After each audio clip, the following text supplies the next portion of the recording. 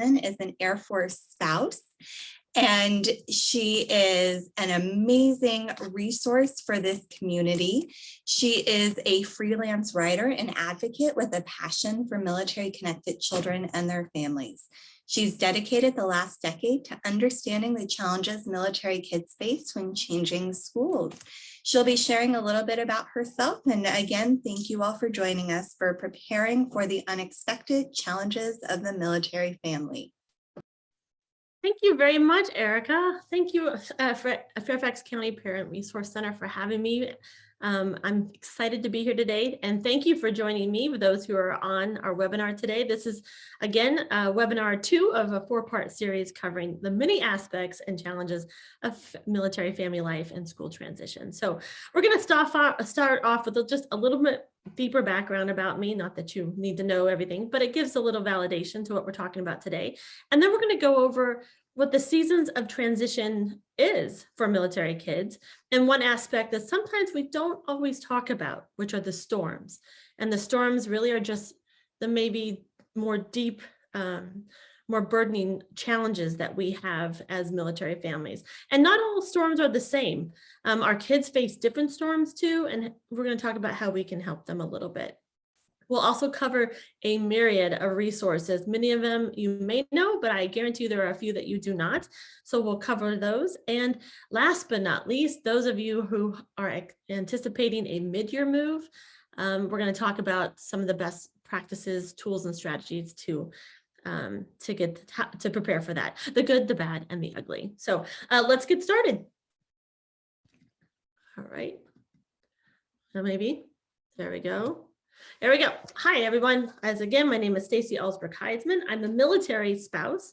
My husband is active duty Air Force. He's been in for 28 years and still going with a total of 14 moves, but only 8 with children.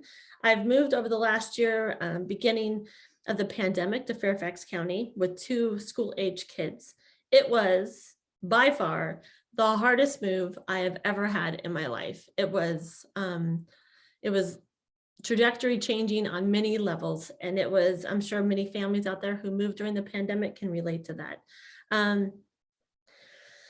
I'm also co-author of a book called Seasons of My Military Student, Practical Ideas for Parents and Teachers. My co-author is Dr. Amanda Tremillos. She's also an educator living in Colorado Springs. She's a former military spouse, and her doctoral was in professional development for educators on military-connected students. Very fascinating work that she did. I'm actually a journalist by trade and education, and my niche, my sole niche, is military kids and public education. It's all I write about, and I'd argued it would be tougher for you to find someone with a bigger body of work that's covered this topic over the last decade. I've written nearly 200 articles on this subject. I've given congressional testimony last year regarding school transition and the pandemic. I've presented at MIC3 Business Conference and MSEC, which is Military Child Education Coalition training seminar. I'm also a former parent-to-parent educator for MSEC, but I'm currently working as a family liaison for 2 elementary schools here at Fairfax County, and I love my job because it's supporting military-connected families in the schools, and I am just thrilled to death to be here, to be part of this community. I'm also recently worked on a study about military adolescents who PCS during the pandemic in 2020 and their mental health. It's called MAPS 21, and it's led by Dr. Jennifer Thomas over at Pacific Lutheran University in Washington State, and it's supported by Amanda, my co-author, and myself. Well, that's just me in a nutshell, and that is way too much. So let's just keep on going here. Let's see. All right, so like I said, I was going to give a brief overview of what the Seasons of Transition is, if you haven't heard of it. In our book, Seasons of My Military Student, Amanda and I developed what we call a new concept of relating to the education cycle of military connected students. It's called the Seasons of Transition. Each move and each school change initiates a cycle of the seasons of transition. The seasons don't always follow the school calendar, specifically if you have to move mid-year. Instead, the seasons actually follow the student. And in the course of writing this book, Amanda and I lived every single season like twice. We had a very challenging year for ourselves writing this book and living a military connected life. Our children lived through each season. As one family transitioned into one season, the other family was transitioning out of it. We wrote this book on 2 PCS cycles on 2 continents through deployments and TDYs. We lived each experience, strategies, stories as it unfolded. This, in a nutshell, this is the seasons of transition. The key to the book is understanding what the season transitions are. And without going too deep into this graphic, it shows a new way of looking at the experience of a military child. And the idea that each season, the partnership between the parent and the educators provides the best possible academic, social, and emotional support for military connected students. So the season, most people think about, we start with the season of arriving, that just makes sense, but we don't. We always start with the season of leaving. It begins with the anticipation of a move, when orders are in the air and you know it's coming. And this continues through the final goodbyes when the student leaves the school system.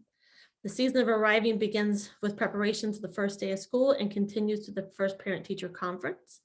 The season of growing then picks up and continues as the student begins to put down roots, becoming fully integrated into the school. This season can take months and is often the longest season the students face. It's where they conquer gaps and overlaps in their curriculum and they grow socially and emotionally. The season of thriving begins when the student feels secure enough to branch out and take some risks. And I don't mean like bad risks, I mean academic risks, personal risks, and those result in growth. I'm going to show you a video about it because sometimes it's a little, I'm a visual learner, so I'm going to show you a video that might help even explain it more. So here we go.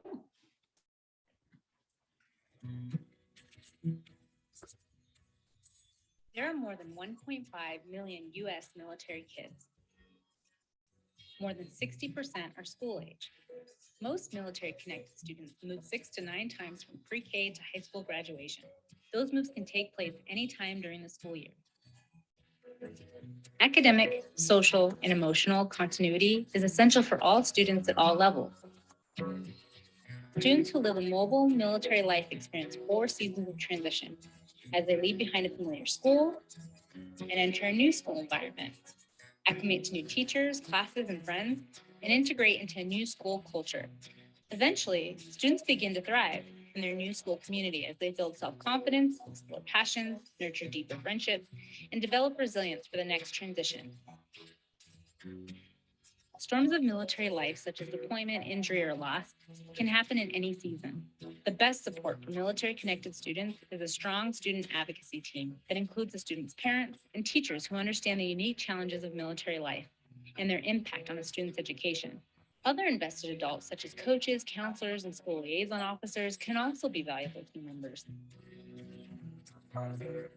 3 key tools of cultivation enable the student advocacy team to effectively support a military-connected student: an understanding of military life and the seasons of transition, knowledge of the provisions of the Interstate Compact on educational opportunity for military children, a seasons education binder. Mobile military-connected students need both continuity and resilience to grow academically, socially, and emotionally. A strong student advocacy team is a student's greatest ally, supporting students through each move, season of transition, and military life challenge. Visit seasonsofmymilitarystudent.com to find helpful resources, articles, and to learn more about how you can help. All right, there you go. That gives you that. Military student. Oh, wait, go to the next one. There we go. Hopefully I get this. Okay. All right, here we go. So that's seasons of transition in a video. I think it really explains it well and kind of gives it a little more context of how you can understand the battle rhythm of military kids in education. But the one thing I want to focus on and what I really want to talk about today is the storms of military life. You know, a lot of times in military life, the 3 biggies, the ones that are talked about the most are deployments and other separations, combat injury, loss, and grief. Well, there's more to this. There's more storms that military families face. And in these storms, I believe it includes things like the pandemic, virtual learning, lack of social connection, emotional health, and issues caused or related to the pandemic. And any of these events have the potential to disrupt a student's learning. And this is when educators, schools, physicians, counselors become part of that family support network and student advocacy team. So storms can happen in any season and any time, and they don't always look alike. So what I'd like you to do right now is I want you to think about what has been the most difficult challenge or storm your family has experienced. And I would love for you to share if you'd like. That would mean a lot to me. You can drop it in the chat if you like, and it can be brief. It doesn't have to be anything at all. I think everyone understands where their storm was, or what their storm is. I'll share briefly what mine was because it was fairly recent. I moved here, like I said, during the pandemic of 2020. So right when it got started, we didn't understand it. And I had two military connected students who were teens at the time, who are still our teens, but I had one, my oldest went from a very thriving lifestyle with lots of friends. And then we were a forced move because, we were must movers, and we couldn't buy the house that we wanted. Everything was locked down. And my son in particular didn't have a bubble to join, didn't have a community to join. It was just me and my kids and my husband. And he really didn't meet anybody for nearly 10 months. And for a young teenager who's starting his freshman year, it was extremely isolating. And then compounded with the fact that the pandemic was very scary for health reasons. And we also, we had an extended family member moving in with us who is older and who has immunocompromised. So everything was about assessing risk every single day. And when you do that, you really can't grow emotionally or socially because you can't take those risks. And for 10 months, he really struggled, and we had to go out for counseling. I'd like to kind of describe it as a fact that I felt like I was buoying up my family above water, barely making it above water. And they were just doggy paddling, surviving for those 10 months. And then when I finally was able to learn to swim on their own, I realized that I was drowning because I hadn't taken care of myself mentally either. This was a very tough move. So I will say 18 months later, fast forward, I'm not going to say he's thriving, but I will say there's finally daylight on his face. And I think that he's starting to find his own. So that's just one of my stories. And Erica, I don't know if there's anyone in the chat wanting to share, but let me know. We do. Oh, So please. I'm dying to know. absolutely. So someone shared that moving during the pandemic and then a deployment during the pandemic. So double dose there. Somebody else shared the pandemic lockdown and kids getting cut off from their social networks following a pandemic move. So lots of connection there. Someone else shared health challenges and healthcare challenges while deployed. And somebody else shared a loss of an older sibling on active duty. Oh, yes. These are giant storms.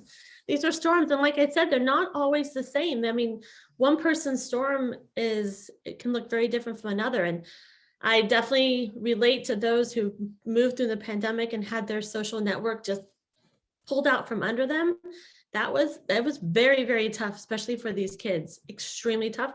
And quite frankly, I know they're not over it yet. It's going to be a long time before we see that. And a loss of a sibling, I cannot even, that's something that is, I'm just breathing through it because that is very, very, very difficult. That is a storm that will continue to rage for a while. And hopefully we're going to be able to help you find the resources if you need it through this webinar. So, all right, let's go to the next. I want to show you give you kind of an example. Some of you shared, but there are other storms out there that are unexpected. And these are storms that sometimes we minimize because they're not the biggies.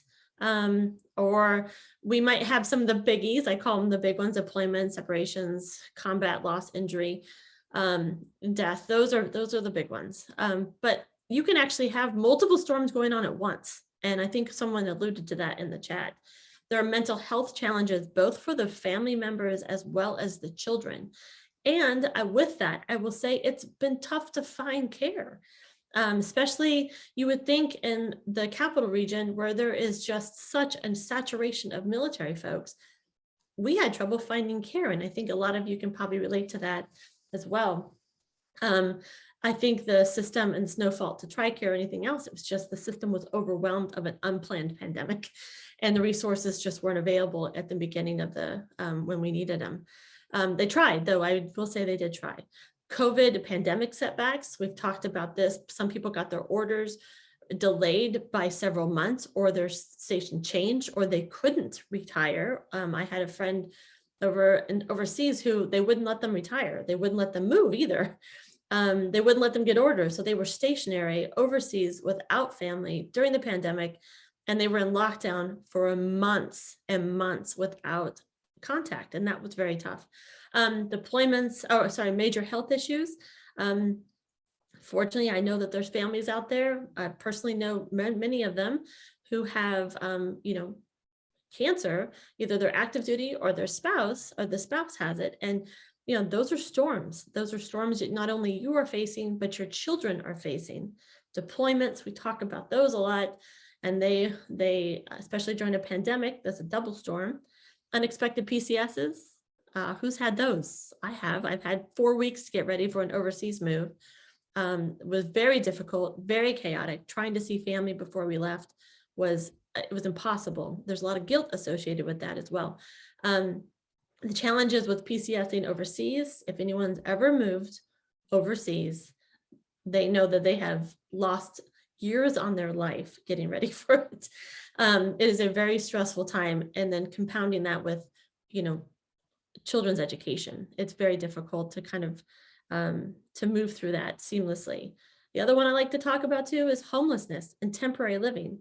There are many spouses and active duty families who moved over 2021 that could not find homes. They just could not find them. They could not find something to rent within their BAH, which is their base housing allowance. And quite frankly, we're not rich. Military families are not rich. We cannot afford the places that we wanted to live this last year. We kept getting outbid for homes. We were late to the game because we didn't have our orders because they were delayed. It was very, very hard. And many of us lived in temporary housing or apartment living. So families had to actually drive 45 minutes to their desired elementary school, or to Fort Belvoir, which is their only elementary school they could move into because of the temporary living situation.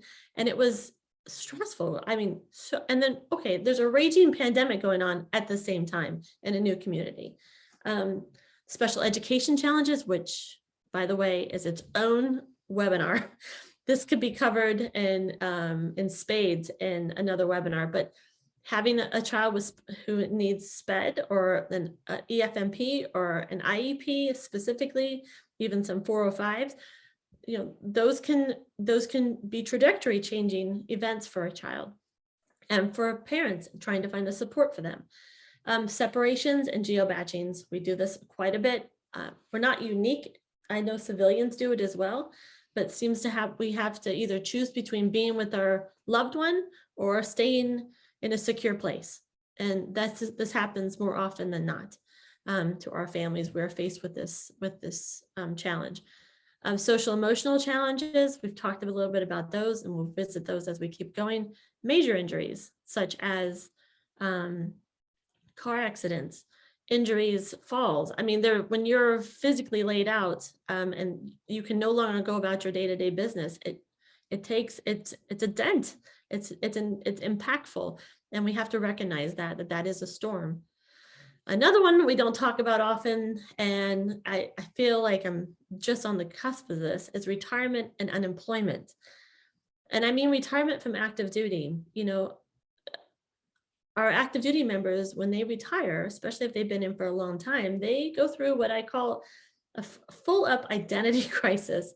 Some handle it better than others. It depends on where they are in their headspace, but I will tell you, it is a life-changing moment for them, and it can take years for them to get right with they no longer wear a uniform. And with that comes unemployment. Of course, if you've been in long enough and retired, of course you'll get a retirement, but it's nowhere near what you had before. And especially if you're retiring in an area like this, I mean, it's impossible to live at the same standard you were living before. And you need to go find that supplement income, and unemployment is a real challenge for vets and spouses. Military families are not perfect. We are just like everybody else. There are criminal and legal issues that impact active duty family, reserve family, guard family. If it happens particular to the active duty member, there are life-changing consequences that happen to their dependents, which is not necessarily the same as our civilian peers. Legal issues are different in the military. Criminal issues are different in the military. Our active duty members are held at a different standard. So that's a storm by itself. And it could be anything from a DUI to, not paying child support. There are criminal activities that impact the family and impact their pay and where they can live, and if they can even stay in the military anymore. Divorce and separations, those are real. Those are also storms. Financial issues and food scarcity issues, those have been in the news lately. I don't know about you, but I know groceries have gone up. I know our cost of living hasn't gone up. So, and in terms of what we get allowances for. So this food scarcity is no joke. It's happening, and that can impact the family as well. Addiction, no different than civilian peers. Addiction's a part of our life as well. And of course, death and loss, which is life altering for many military families. Okay, so as you know, it's not just the three biggies. We've got other issues here that we can talk about and what I think most of us can relate to in one aspect or another. So let's try to understand what your storm looks and feels like. Emotional symptoms. I think if you've been through a storm, you can look back at some of these emotional symptoms and recognize you were in it. Anxiety, fear, irritability, confusion. You can drop in the chat, tell me if you want to add something to that, go for it. But I know that if once you've been through a storm, you can look and realize that you were disconnected, you were numb. There was guilt associated with you, mood swings, the physical symptoms as well, things such as insomnia or nightmares, fatigue, being startled easy. Anyone ever had that? When you're on edge, anything can push you over. Racing heartbeats, edginess. Anyways, there's a lot. And I kind of laugh sometimes because I say to myself that this is also what menopause looks like. Sorry, that's probably not right, but Erica will laugh at me because that's what I'm like, this looks awfully familiar. Anyways, that's understand your storm. And let's talk about what it looks like in children. So in children, they act a little bit differently. One of the things that I think is a key to look out for if you have experience or you are in a storm is regression in kids. Many children have the need to return to an earlier stage in their life where they felt safer. Younger children may wet the bed or want a bottle again, and older children may fear just being alone. It's important to understand that to be patient and comforting with your child and responding this way. A lot of times children are thinking it's their fault, it's their fault. Children younger than 8 tend to think that if something goes wrong, they must have done something to cause it. They assume the guilt. Be sure your child understands that he or she did not cause the event. And this may take some extra reassurance. And I will tell you, it will take some outside help too. Sleep disorders. Some kids have difficulty falling asleep, while other ones will wake up and have these troubling dreams. You got to give your kid, some space to feel this, but you also have to give them the items that might comfort them. So things like stuffed animals and soft blankets, and even taking a flashlight to bed sometimes will help. It's also good to spend a little extra time in the evening doing quiet activities, reading, just being alone with each other. That can help. It strengthens trust and a bond, but be patient. It may take a while for your child to sleep through the night again. And this is an interesting one. There's a feeling of feeling helpless, but what does that look like in a child? sometimes you'll see a kid that will get active in a campaign to prevent the event from happening again. So they'll get super excited about, maybe doing, if a mother has breast cancer, or they'll get super involved in like a breast cancer walk, or they'll do a writing campaign to police and fire who helped them, save them from a tragedy. This is something that they can do to make them feel less helpless in the event. Writing thank you letters, caring for others can bring a sense of like hope and control to everyone in the family. Kids take trauma just a little bit different, and if we're caring adults, we can recognize this and also seek outside help to help us navigate this. I'm going to pivot really quick to something that's near and dear to me, obviously, because I talked about this before. And these are some recent studies that have done with military connected teens and tweens. So the first one we're going to talk about is this Military Teen Experience 21. It had a micro focus on military teens, 2,000 of them actually across the United States. And they did it with National Military Family Association, which is one of my favorite orgs in town. And they partnered with is Bloom. I don't know if you guys have ever heard of this, but I love them so much. Bloom is a military teen website written by military teens for military teens. It's blogs, it's support, it's art, it's connection, it's social media. They do a really good job. But the two, NMFA and Bloom, partnered together to study what the military teens' well-being were in 2021. And oh my goodness, the results were really kind of disturbing in a way. They said that the mental well-being of teens were very low. And the results were about 42% of respondents of them, keep in mind it's about 2,000 active duty military teens, 42 respondents experienced very low mental health well-being, which is kind of sad. I mean, it hurts my heart, but I get it. I was right there with them watching my kids. And the majority, which was 45%, reported a moderate mental well-being. Only 13% of military teens responded that they had a high level of mental well-being. And I just want you guys to let that sink in for a minute. Like, it's our kids, sometimes they're not okay. And these surveys give them a chance to be able to say that. Something that I was involved in called Military Adolescence Pandemic Study, or MAPS 21.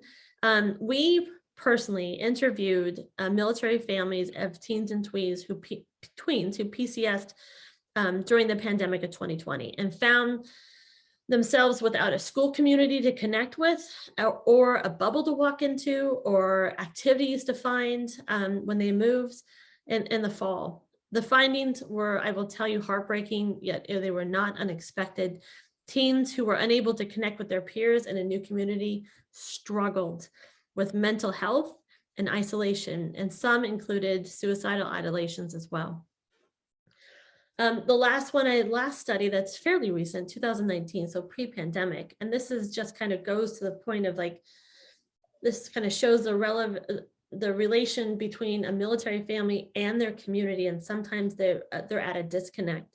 The American Academy of Pediatrics put out a study, and I think, well, all these have hyperlinks you can read for yourself, that military children often live on or near military installations where they may attend daycares or schools that are Department of Defense sponsored, and receive medical care through medical treatment facilities, like most of us do. However, many military families live in remote communities without access to these services. And because of the wide geographic distribution, military children are cared for in both military and civilian practices. And sometimes those civilian practices do not, and the pediatricians have found they do not understand the life and challenges and the unique challenges and the storms that military families and our children endure. And that was something that the study found, is that they need to have that pediatricians need to be exposed to some of the risks involved and social and emotional challenges that we face as military families. The next slide. There you go. Okay, so here's the deal. Most military connected children need to be socially and emotionally connected. That's what the two big surveys said. They have to be emotionally connected before their academics can take a priority, and they have to be understood, wearing by the community in which we are moving into. And that's why I'm grateful for Fairfax County Public Schools. They've taken a initiative far beyond most school districts in connecting to the military families. They just recently hired a position that is solely dedicated to connecting schools and having schools understand the military connected position. Military connected families that are in their school system, we're very lucky to be here, by the way. They also have lots of resources relating to military families, and we'll get into that. But through the pandemic, what these military teens are feeling is that military, you're still wearing masks, social distance is still very, very active. There's still a dangerous landscape out there when it comes to this pandemic. And it's very tough for kids to take those risks, to be part of a social fabric. It's very difficult. Even 18 months after, we're still finding kids not connected and they are lost. And that's the one thing I think we really got to work in as a community to help those kids, especially those high schoolers and middle schoolers. So, all right, so what can we do to help? That's the big thing. It's always a call to action at the end of the day. All right, so I think when you saw the video, we talked about the student advocacy team. That's traditionally a parent, teacher, and student. So a traditional student advocacy team is built by the classroom teacher and a parent, and together with the student when appropriate, of course. A strong communication strategy is critical between the classroom teacher and the parent. They have to be in communication, especially if you think a military teen or tween or a younger one is struggling. Teachers are the boots on the ground for military connected kids. They see them through a different light than parents see them. They can give you a window into your child that you may not have ever, or may not be able or have the access to see. So it's important for military families to listen to a teacher, not just tell the teacher, but listen to what the teacher has to say about how their children is developing. And the conversation should always center around classwork, homework, expectations, as well as a deeper discussion on how students are adjusting socially and emotionally to the school, classmates, and most importantly, pandemic learning environment. Teachers can also, they're the ones that are going to build trust with your child, and they're the ones that's going to build trust with you. And so it's important that this becomes the student advocacy team. And remember, always remember, the stakeholder is the student. Take care to recognize the student transitioning to a new school in particular. So we're talking about those who maybe moved this last year during the pandemic may have increased gaps and overlaps of student learning. But just as important as academics is the student advocacy team, both in place at a new school, needs to pay attention to and focus on the student needs and open the conversation about the mental health and this emotional well-being of that student. Keep the conversations in the center, the student at the center of the conversations. Focus on specific supports the military student needs. Include the student in the decision-making process if that gives them power, lets them feel less helpless. And consider bringing the counselor into the fold. I have to tell you, these school counselors are superheroes in my book. So it's important to bring them in because they are trained to help us when we need it. And I want to say MFLACs, which are military family life counselors.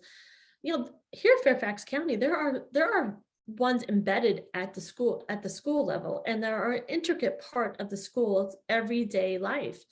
I'm at a school in particular where there is an MFLAC who has been there for 3 years now, I think. And I'm telling, she does lunch bunches every single day with military connected kids. She looks out for these new kids. She helps kids who are moving. She helps the counselor and the child psychologist if they need help, modifying behavior. She is right in the thick of things, and she understands us and our families. And I got to tell you, she's amazing. They're in the schools, but they're also on the economy. You can call Military One Source today. go through the mental, call the 1-800 number, call them, ask, do you want to see an NFLAC? And within 24 hours, one will call you and you'll do a telehealth medicine right there. And then you can schedule one in person. So just remember, those are always available to you. And I have to give props to what my position does, which is as a family liaison, working with military connected kids. I'm right in the thick of it too. I can help with back channels of communication. Military family liaisons are there to help the parents connect with the school. And that's what we're there to help support. And for us in particular, I help with support military families. And there's other ones like me out there. Okay, so I hope I answered some of your questions about how to support your kids. And, Erica, at any time, jump in. If people are asking questions, feel free to pop them on there. I'm going to pop over to resources too. Let's see. So Stacy, we have families who are just sharing Oh yeah, please tell me. challenges that they're having or things that they can relate to from your chat.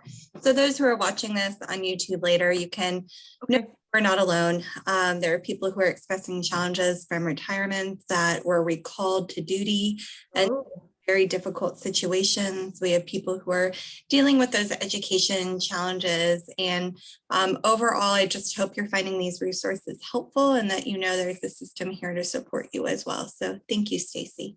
Thanks, Erica. Thank you. And again, I'm going to go through these resources. Some of them you're going to know, some of them I guarantee you're not going to know. But when I was going through these, I'm building a giant resource for military families here in the Nova region. I want you to have access to this. And I think Erica is going to give you links as we go along. And then I think she's also going to push out a PDF with all the hyperlinks to everything we've talked about today. So that will be helpful as well. Okay. Let's talk about some. I'm not going to read every one of these to you, but I'm going to go over the ones that you may not necessarily know about. So the biggie at the top is the National Resource Directory. This is something you can plug into the internet and you go onto the website. And this is especially for military families, it's right there. Like you need something, behavioral health, boom. You need addiction counseling, boom. You need help with deployments or survivors, boom, it's right there. It's a really great resource to have. And you can follow it up at any time, and it gives you at least an idea of what's in your area.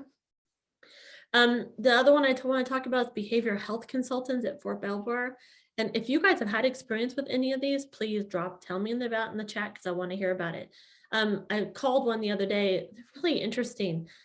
So you need a referral from your PCM, but if you have here in the area, if you're having primary care services at Fort Belvoir Hospital or the Family Care Center there, or Fairfax, which is where I go, and then Dumfries Clinic as well.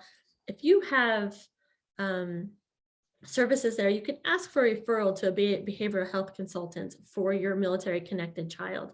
And what this will do, it will help with it will ask questions about the healthcare system. It will help you find referrals in the system. It will help you process a child's behavior, developmental issues. It will help you also with medical referrals and special care needs.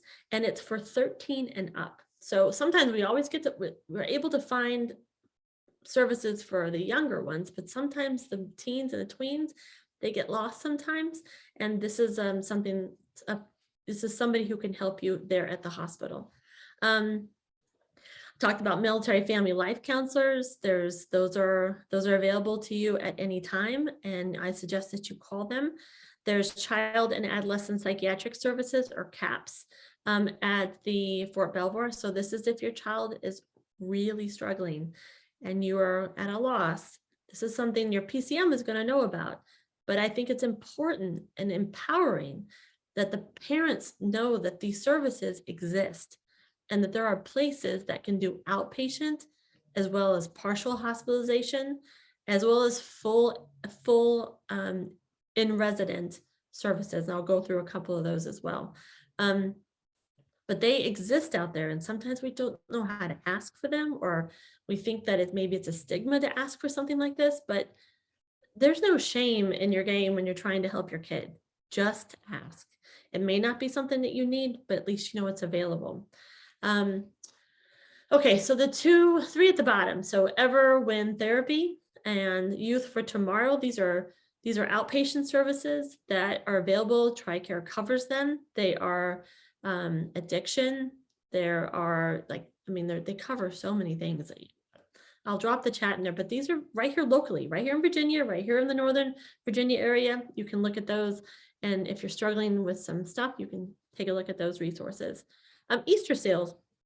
Reach. So they work on intellectual developmental disabilities, and they can help with health occurring with mental health diagnosis.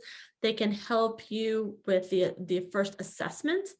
And, I told Erica, I thought this was free. I'm pretty sure it's free. I read it was free, but now I went back when I was like double checking. I couldn't find where I read that, but I'm pretty sure they help with free diagnosis in the beginning with severe challenges. But they also offer respite if you have a child who is diagnosed with severe disabilities or in developmental delays, respite.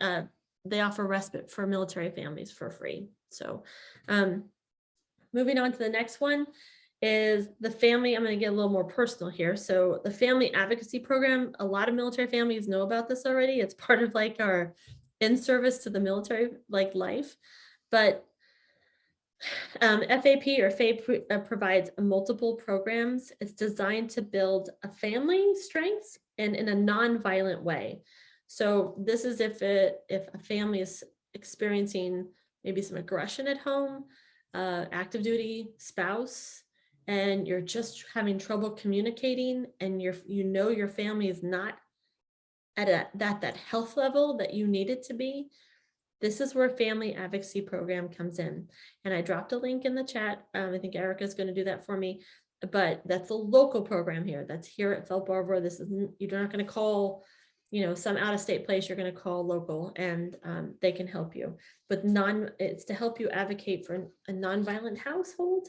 I'm saying this because military families don't talk about this, but it exists. And if you don't think it exists, you're living in a different bubble than everybody else. It does. We experience the same stressors that other families do. And our ability to reach help is a little different. So we have these programs out there, and I want to make sure you know about it. Survivor Outreach Services. This is for families of fallen soldiers. If they provide, benefits coordinators, financial coordinators, and support coordinators. And I will say that if you have lost somebody in the military, it could be a brother, a son, a family member. This is also someplace that I would suggest that you call. This is the local number here in town. They can actually help you kind of figure out some things and maybe provide some services. There are some nonprofits out there that help support this particular agency. So keep that in mind. The other one is Victim Advocacy Program. This is, this really speaks right to domestic abuse, and it's a local number, and it's a 24-hour number. You don't have to put up with it, active duty or the spouse. You don't have to put up with it. So, and they offer shelters, immediate shelters here in town for you. There's the number, and it's 24 hours. Yeah, keep that in mind. Other part we talked about, part of the storm, was this financial readiness program, or being financially healthy as a military family, because y'all know we're not rich, right? We are not rich. It's important because having financial stress adds to another layer of stress to a family if you're going through a storm. So they provide everything from checkbook and debit card management, financial responsibility classes, credit reporting, debt elimination strategies, investing, and budgeting. And it's open, by the way, to retirees and all their families. So even if you have a teen going to college, folks, this may be a great way for them to understand budgeting if they don't already. Legal support services down at Fort Belvoir. By the way, all this stuff is also available at Fort Myers, as well as, I believe, at Andrews as well. So this is a kind of an interesting thing, because this is something that I think a lot of people either may or may not know, but will help. That legal support resources for the military will help families with adoptions, changes their name, consumer advocacy, contracts, divorce, and separation. So this is one of your first stops. If this is on your list, you need to be able to find out what your rights are. And there's people on base that can help you, or on post. Landlord and tenant matters, which by the way, had an uptick this last move cycle, because a lot of us were stuck in contracts we didn't want to be in. And we had some issues with our housing. So personal property, income taxes, power of attorney, estate planning, and also wills. So especially if you're going to go on deployment soon, or you're doing some geo batching, you want to make sure you get your wills in place. Let's see, there's a couple, again, there's parent educational advocacy training, which is basically parenting classes. They have a lot of great stuff out there, especially for new parents. Exceptional Children's Center. And those, I'll put the websites there, but Erica's going to drop some stuff in the chat too. But these are folks that are local. They have offices locally that can help you with OT, language. They can help you things for extreme, like feeding therapy at the Fleming services, OT, speech. And I believe they offer ABA as well, therapy, for those who know what that is. So if that's something that's interests you, there's a couple of them for you. The last bit of resources, I am not going over all these, don't you worry. But I want you to take a look at this, and Erica is going to, I put hyperlinks to every single one of these. So you're going to get to be able to go right to them. You can take a picture of the screen if you like. I'm going to pull out just a few of my favorites that I have to talk about because I love it so much. Our Military Kids, which is down here at the bottom of my little thing right there. Our Military Kids right there is for Guard and Reserve and Wounded Warriors families, because we don't talk about them as much as I'd like to. I think that's important that we do. I know they're going a little crazy. I think that these are our Military Kids provides the grants for military connected students, kids, whatever, for the extras. Okay, not for, not for day-to-day living, but for like, hey, mom, I would like to join a soccer club. We just don't have the money. Okay, well, let's apply for a grant. I'd like to do gymnastics. My dad's deployed. Let's apply for the grant. And during the pandemic, they were just giving grants away to military Guard and Reserve and Wounded Warrior kids. Up to $500 you could get to a year to help pay for resources. And these are for our Guard and Reserve families, which experience their own stressors by not necessarily always being connected to a community that's military. And who is that? Was it Dominique? Yeah, what was her name? She was the gymnast. She was a military kid. I think you guys know what I'm talking about. Anyway, she actually started her gymnastics by getting these grants, by the way. So, okay, sorry, moving on here. I want to talk to you about Military Kids Growing, Going, Gone. It's a Facebook page. It's a Facebook group. It's for only military families who have teenagers and who are headed off to college, enlisting, or trying to get through their high school moves. There's like 20,000 people on this Facebook page. It is huge, and it's from all over, and people help each other out with the GI Bill and Yellow Ribbon Program. And this is just like a homegrown thing. So if you have older kids, you jump on this page if you didn't know about it already. I also have to give a shout out to my group, which is up here, Seasons of My Military Student Facebook group. We have about 3,000 military connected parents, teachers, counselors, MFLACs, and we actually have MIC3 commissioners on there, as well as lots of invested adults, people from DODEA. So if you have a question, all you got to do is pop it in there and you will get your answer from all over the world. It's a beautiful thing. Let's see, anything else in here that you think always like military family books. If you're looking for those books out there to relate with your military connected family, that they specialize completely in military books. Only that. Oh, one last thing. Partners and Promise, right up here at the top. So this was started by a military family whose daughter had severe disabilities down in Virginia Beach. And she works with the EFMP program, and her group honestly is trying to overhaul the EFMP program, which stands for Exceptional Family Member Program. And if any of us, if you're in it, you can drop it in the chat, because I know most of us, if we're not in it, we're trying to avoid it. If we are in it, we're trying to navigate it. So this is like for those of you who are not military, what this means is if we have any type of diagnosis that requires a specialty doctor or service, it could be a dermatologist or it could be ABA therapy. We are put into what the EFMP is program, and we are in that program until we can prove that we no longer need that specialty. So what happens is when our active duty members have to move and we get orders, our orders sometimes can change based on our EFMP status and what kind of services we have, and if the next location can support the services that we have right now.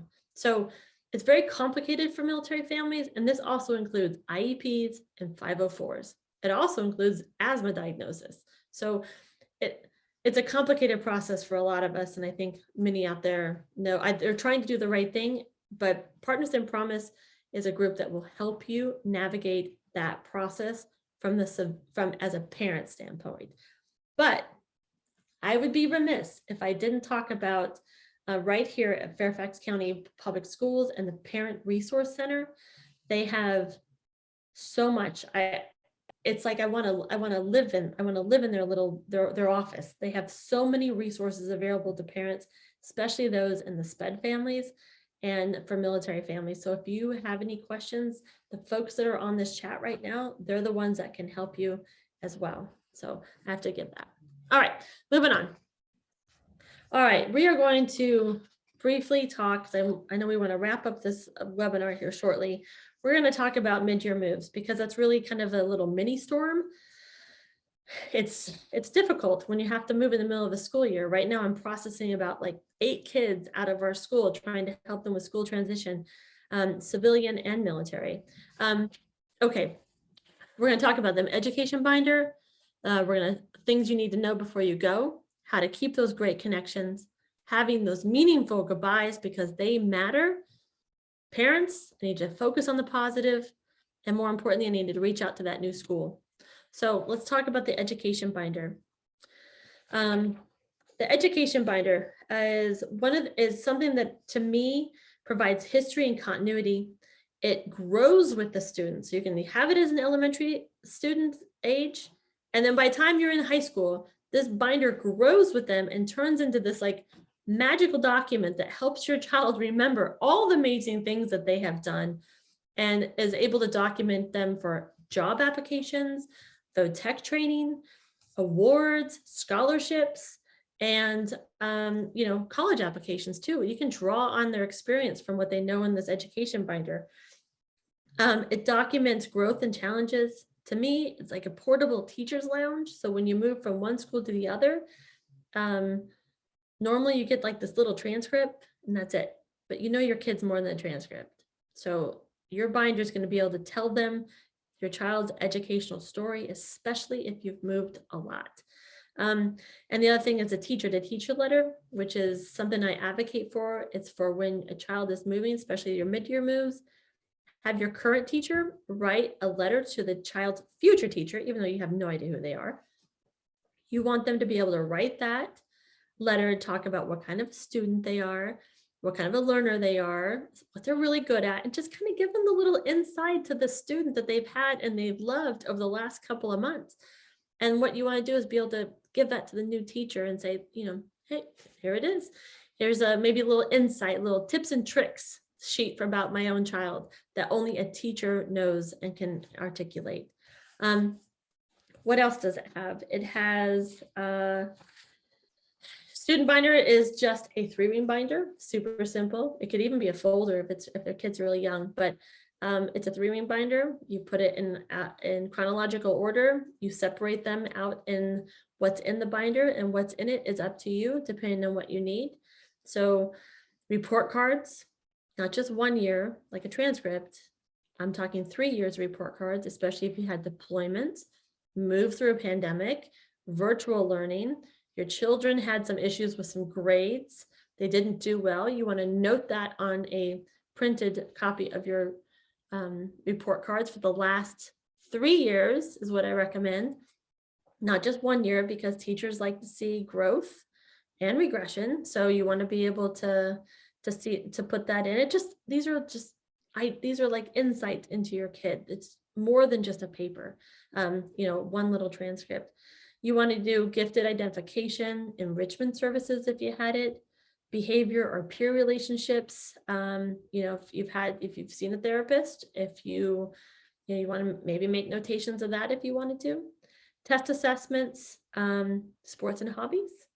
This is something I believe wholeheartedly for. So if you have a kid that's really super active and a great soccer player, and you have to change soccer clubs in the middle of the year, this is something that's really great to be able to have your current coach write a letter to your next coach, or give a little insight about some of the things that you've done.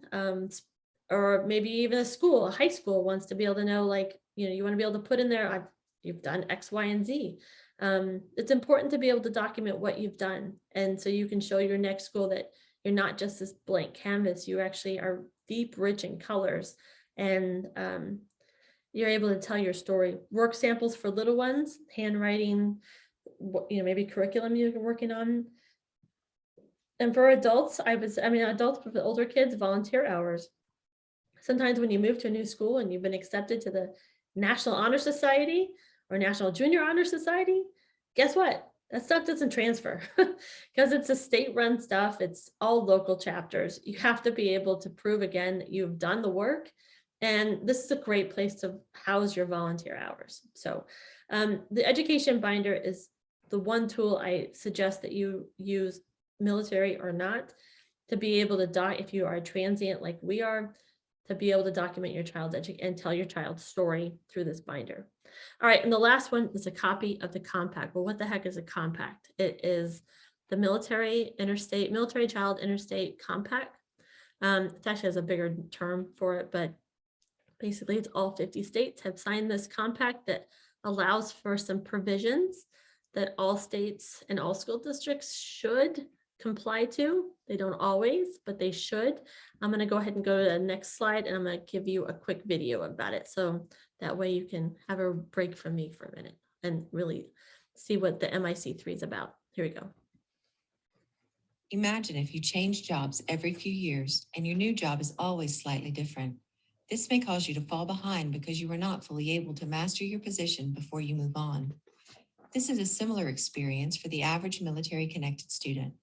Military families usually move every 2 to 3 years, and for school-aged military children, this presents unique challenges.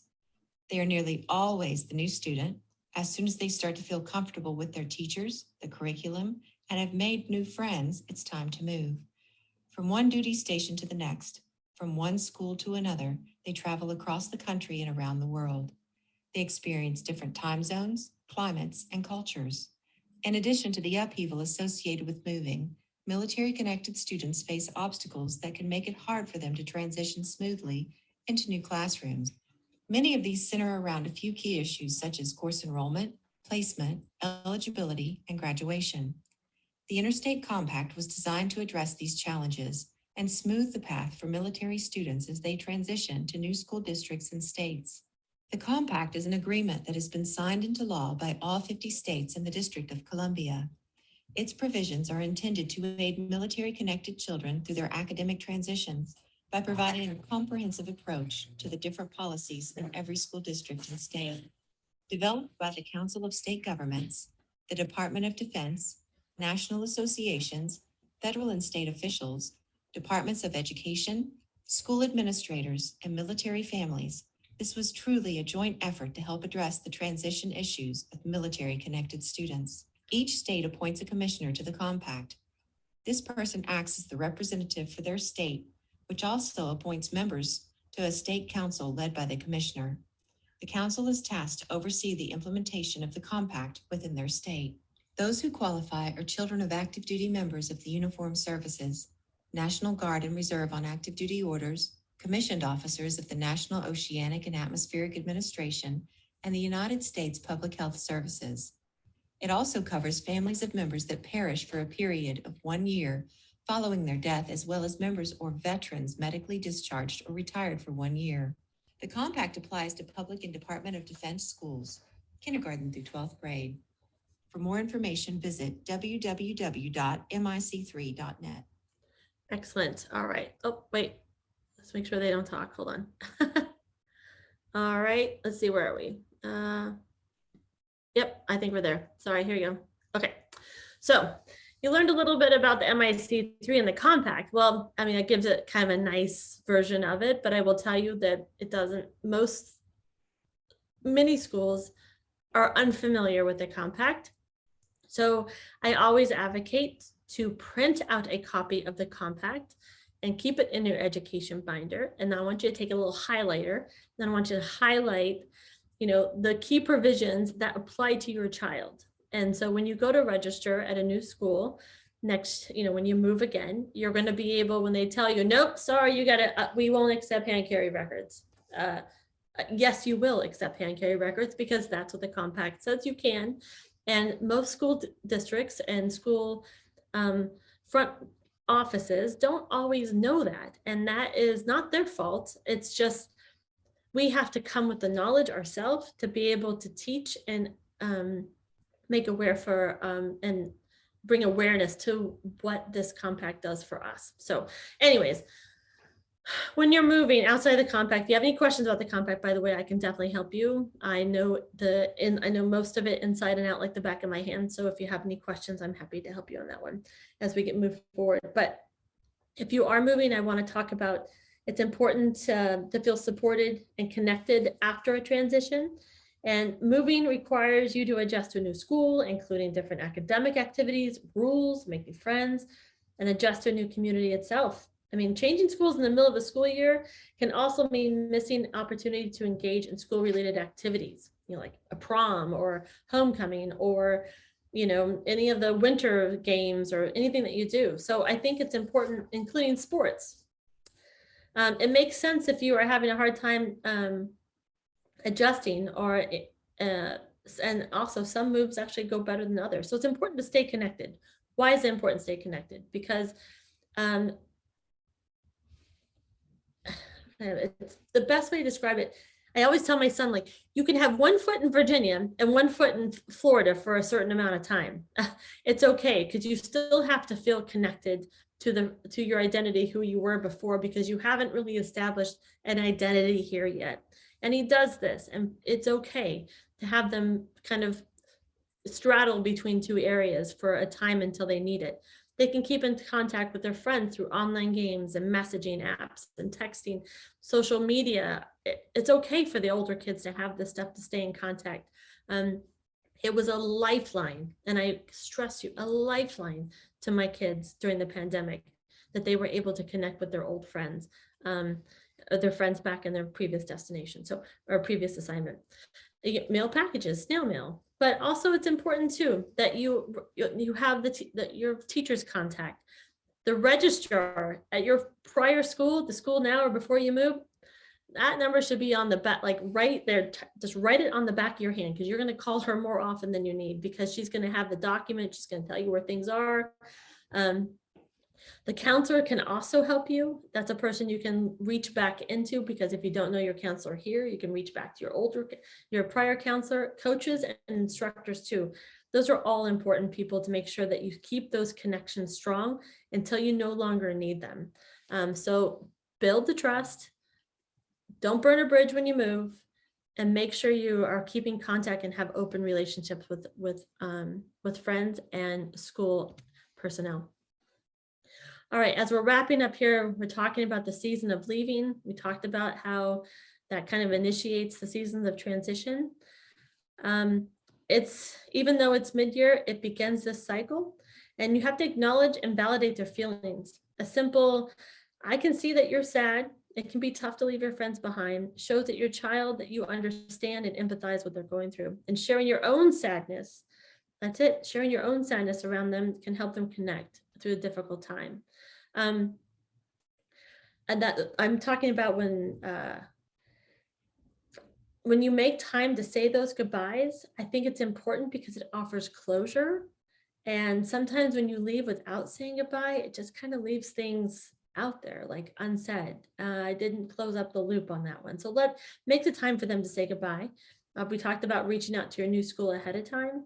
Make sure you know before you go everything you're going to need to register. Make sure you understand the curriculum. Make sure you know what's going to be expected of you to register and what life, if there's a chance for you to get student-led transition tours. Student ambassador programs are a big thing now, which we love. We love those. We want to make sure we reach out to our new school to see what kind of support systems are in place to help us. School liaison officers are the bomb. If you don't know them, now at Fort Belvoir, they can help you at any time. I'll drop a link to that. There are 3 of them out there who will help you. I think there's 2 now that will help you understand what you need to know before you go. As parents, we need to project the positive. And I say this because the children are watching. They're watching how you are handling the move. And if you handle it in a negative way, they will handle it in a negative way. Doesn't mean you have to sugarcoat it. It just means that you have to project the positive, the adventure side of it, because this is really a traumatic time for them as well. And guess what? Mid-year moves, you're special. Like when everyone else shows up at the first day of school in fall and you're new, like everybody's new. But when you're a mid-year move student, you're special. There's a honeymoon period, and I want you to embrace that honeymoon period. Everyone's going to be all over that child asking, how can I help you? Where are you from? So much attention will be paid to them, good and bad maybe, but I think it's a great idea to embrace that because it is a special time to be able to move into a new school. Like I said, give them space to be sad. Don't forget this education binder. It will be the tool to help your kids grow through education transition. So that wraps us up in a nutshell. Oh, sorry. Let's see if I keep going. There you go. There's the resources of my book, my Facebook page, Seasons of Transition. We cover all these, including storms, and about how to transition and what to expect and how to support through teachers and teachers, parents, and students. So that is my contact information. That's my personal email. That's my work email here at Fairfax County Public Schools. And of course, the website if you're interested in learning more about the transition. So Erica, I think I've talked everyone's ear off about this. Did we get any questions or anything in the chat? We did get some questions, and I would welcome people to share more if you have any that occurred to you while we were going through things. But someone else had mentioned that mid-year move was actually one of their best for their students, but a little more challenging for them. So I think interesting perspective as well. One person asked about any input that you have for accessing respite for kids under 13. Well, I do know it depends on, Easter Seals, I do know offers respite. And I also know there's respite care through TRICARE. I'll need to look a little deeper into those resources. If that person would like to send me an email, or if we can create that thread between the two of us, I'm happy to go dig a little deeper for them. Perfect. Then we have unless they're asking them what respite is. I don't think so. They probably understand what respite is. Absolutely. So respite, that additional care, particularly when you don't have family around. So another question that we have was any suggestions to help manage the transition to high school? That seems to be the most challenging time for other parents due to issues with moves and graduation requirements. Oh my gosh, it's so challenging. And I say this all the time, like this life is not for the weak, especially when you have teenagers. It's like a double thing, especially when you're moving. Okay, so the most important thing you need to know is the compact, okay? Because what the compact allows is flexibility in placements and high school credit transfers. It's the key word is flexibility. And that's why I talk about highlighting that. Because not all schools are aware of the compact or that they can actually accept courses from another state that may not actually perfectly match up, but with they have the flexibility to do that.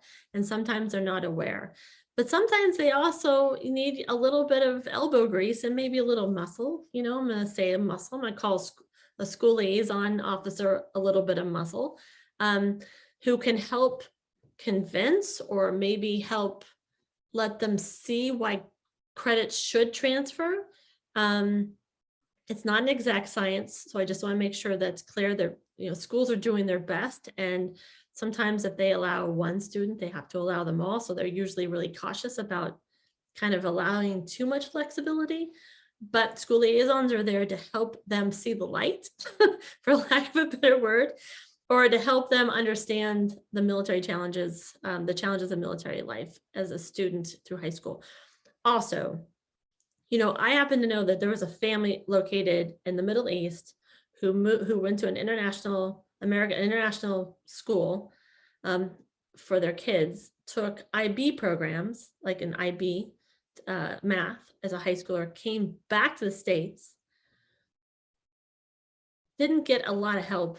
And now this poor senior is loaded up with three IB math programs in order to graduate.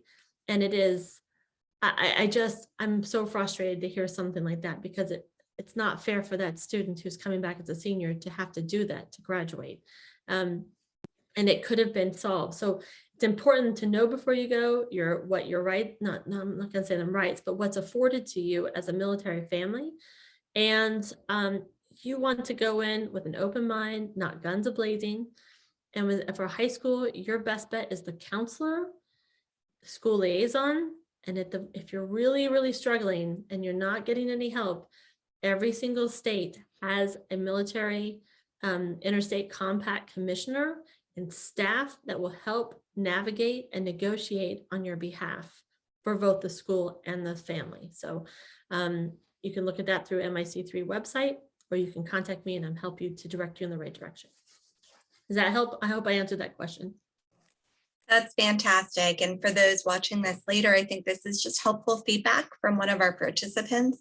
They shared that due to a high school move, my student wasn't able to get a Virginia Advanced Diploma due to SOLs missed, but never affected her post-high school or at colleges. This is unique with different diplomas in Virginia. So keeping in mind, even if things aren't exactly how we want them to be, certainly we can help schools understand that, and they're used to the military situations as well. This is another question we received.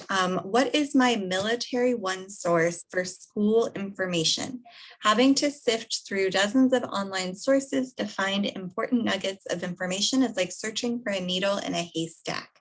My family needs information about the usual rhythm of the school year and calendar. Many activities and events that everybody knows happen regularly here are unfamiliar and unexpected to families newly arrived from another state or country, especially with the continuing last-minute schedule changes complicated by federal, state, district, local COVID policies. So, any feedback that you have, this relates to another question that was asking about military resources within FCPS, or just in general, how to navigate FCPS events, activities. Appreciate your insight there. Well, and I will give you my insight because I'm right there with them. I moved here a year and a half ago and I still feel like I'm still trying to figure everything out. But I will say, because Fairfax County Public Schools is actually very organized and has a mission to support military families, I have seen more resources gathered together in one spot here than almost any other school district. So I will say that, and Erica, you talked about this before, the military Padlet has a kind of a one-stop shop of resources for military families to see. And I think you're going to drop that in the link as well, right? I would say, it's kind of interesting. I said before, I think Fairfax County has a webpage that is dedicated solely to military families in terms of resources. But how do you get, as a military family, how do you get to know the battle rhythm of a community when you just arrive? And a community out here in Northern Virginia is not like most communities. We may look like most communities, but this is not, it's much more competitive here.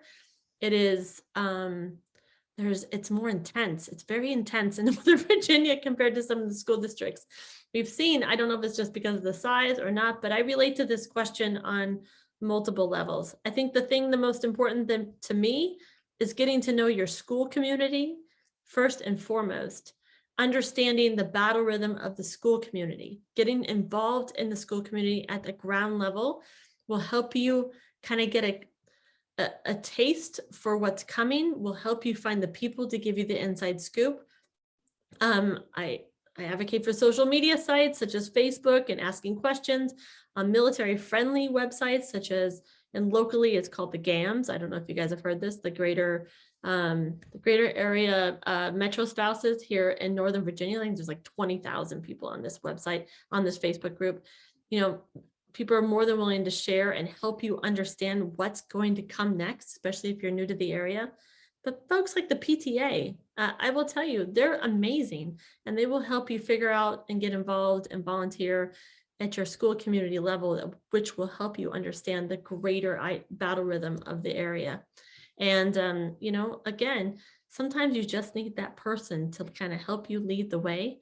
And it's very tough to find that person when you just move here. I wish there was a military one source for military families at a school district, but I will tell you, I think Fairfax County Public Schools comes pretty close, and they're really trying. And if you have any, you know, specific questions, there are people here to help you that will help you understand where the resources are, including myself.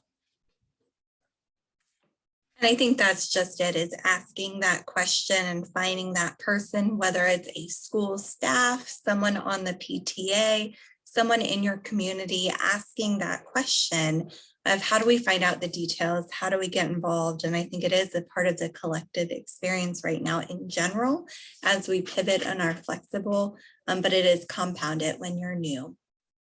I do want to ask a question that we alluded to earlier, but going back to handling the unexpected, how can someone help support their teens when grieving the loss of a brother? So, you know, when our teens experience loss or challenges in general, but particularly a loss like that, what advice might you have?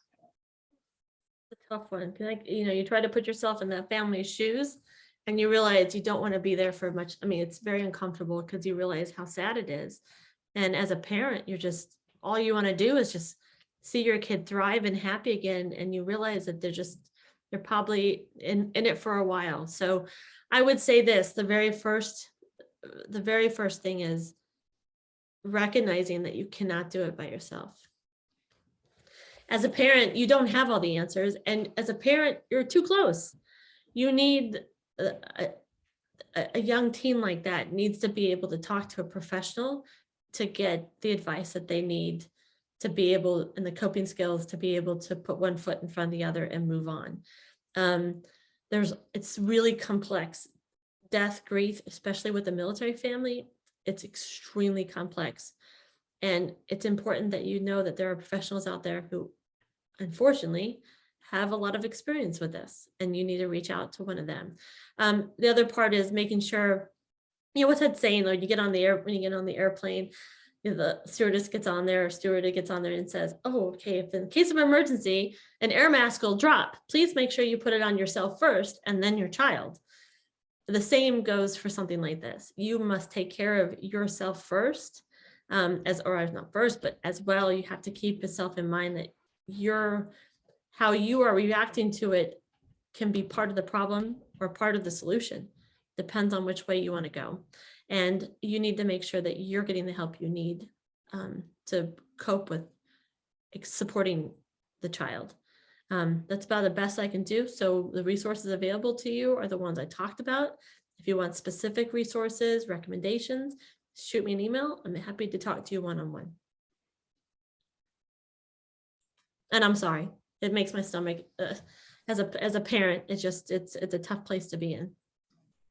Absolutely. So as we prepare to wrap up, unless there are any other questions that come in, you know, just wanted to echo a couple of people ask questions just about any other tips that you might have for preparing for a move, especially for kids who might be sensitive about friendships or just really feeling a little battle weary from everything collectively we've been going through or individually based on some of the situations that have been used.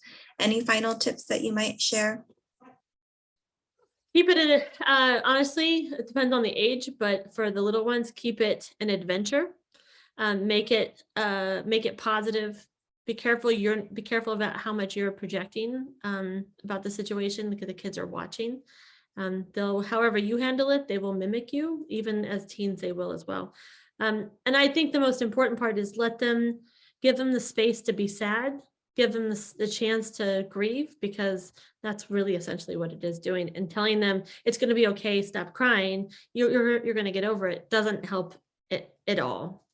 You need to make sure you validate how they're feeling. And mom, dads, be prepared to do the work ahead of time to make sure that the transition goes as smooth as possible. And that means doing your homework and reaching out to the next school. I can't reiterate that enough.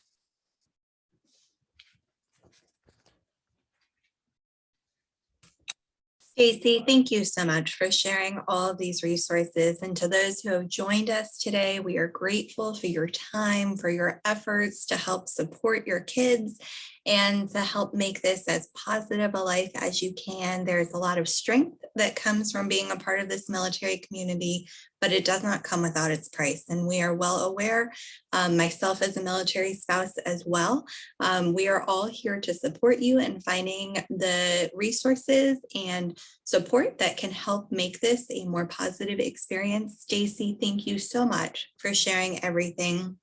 For those who are attending live or watching this later, we are happy to share the resources that were mentioned in this with a PDF. You can either email Stacy directly or us at the PRC at prc@fcps.edu. And again, thank you so much and have a wonderful rest of your weekend. Here's to hoping this information was helpful as you go forward. Thank you all.